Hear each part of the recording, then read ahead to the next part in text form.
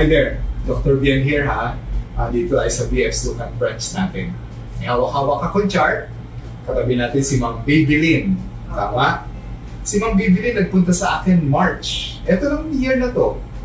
At, kaya siya nagpunta sa akin dito dahil may dinaramdam siya na bukol since 2023. At nirefer siya dito ng kanyang... Sino si Ferdinand? Kapatid ko. Kapatid mo. Si Ferdinand, may misis siya. Opo. Ano naging problema ng misis niya? Nagka-cancer po siya sa ovary at bata yun. Hindi ko lang po sure kung anong stage. Nagkaroon ng cancer yung misis ni Ferdinand. Opo. Tapos, anong gamutan ang ginawa doon sa misis niya? Chemo po. O kumusta naman yung misis niya? Nung natapos na po yun, ngayon, parang dinireg yung kanyang cancer kung ilang percent na. Ang sabi, 5% na lang daw. Tapos? Tapos, ang pagkakaalam ko po, na nadalas po ata ayun, doon na po, mga ilang weeks, saka po namatay. So, namatay yung misis niya? Dinala muna po sa ospital. At yun ang isa sa dahilan kung bakit na-refer dito si Ma'am Babylin sa atin. Ikaw, nagkaroon ka rin ng bukol. Nagkaroon ka rin ng cancer. At doon sa cancer mo, naoperahan ka. Ito may chart tayo at may surgery nga si Ma'am sa kanang bahagi. Ang diagnosis sa kanya, invasive ductal carcinoma, stage 3. 3A. Tapos, anong treatment na ginawa sa'yo? Ano po? Chemo. Nakailang chemo ka? 4 po. 4. And then, tinuloy mo o hininto mo na? Hindi po. Hindi ko po. Bakit mo hininto? Most kasi po, sabihin na po natin may nakausap din po ako. Tapos, sa ano ng hipag po. Tapos, pag chemo, papatay yung good cell at saka bad cell. Well, actually, partly true. Pinagbigyan ko po ang mga kapatid ko, pamangkin ko. Kaya ka nag-chemo? Kaya natin po sa sarili ko. Kasi sabi ko, cancer lang yan. Cancer lang yan. Okay. Tapos? Pero nananalig kasi ako sa Diyos, cancer lang. Very good yung sinabi niya, nananalig siya sa Diyos. Tapos? Na ano po, abay, hinang-hina po ako. Nanghina ka? First, okay lang. Okay. Second, hindi na. Nanghina ka na ng second? Opo. Yung first, medyo okay, 10 days na ano ko pa.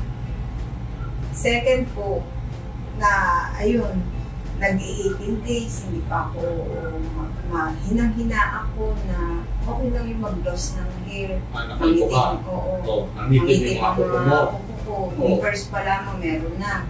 Yung second, hirap na ako. Yung third, talagang 19 days na ano pa ako ng pusa na nakalunod.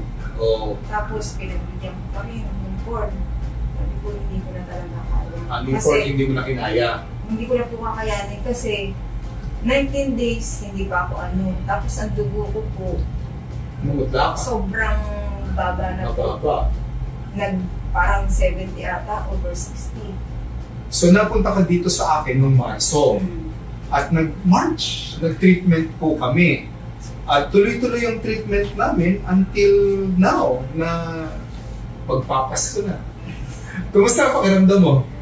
Malakas naman po. Pero Malakas may naman. time po na siguro hindi pa talaga yung total. Pero malaki naman po Bago. Salamat naman. At chine-check ko yung dibdib ni Ma'am. Both sides, yung inoperahan is okay, yung kaliwa is okay. Ang natutuwa lang ako, yung buhok ni Ma'am, nakulot. Okay lang po. Okay lang. Basta may buhok. Bless ni Ma'am. Yan. Ang isa pang nakatutuwa dahil pinalalakas natin ang resistensya ni Ma'am, naikwento niya yung tungkol sa anak niya. Yun ang gusto kong kwento. Kasi naka-face mask ako na sabi niya na parang manong immune system ko. Naalala ko po yung anak ko. Yung anak mo? Kasi yung anak ko, pagkapanganak ko, 16 days, na hospital na po, Amiba.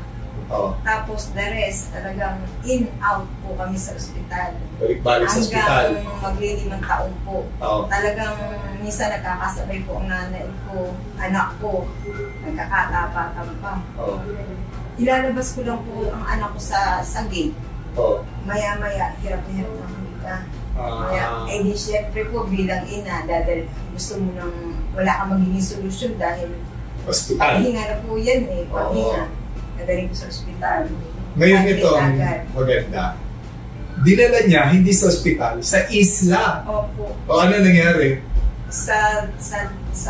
Kasi nga po namatay ang tatay ko. Oo. No choice, solo parent po ako. Oo.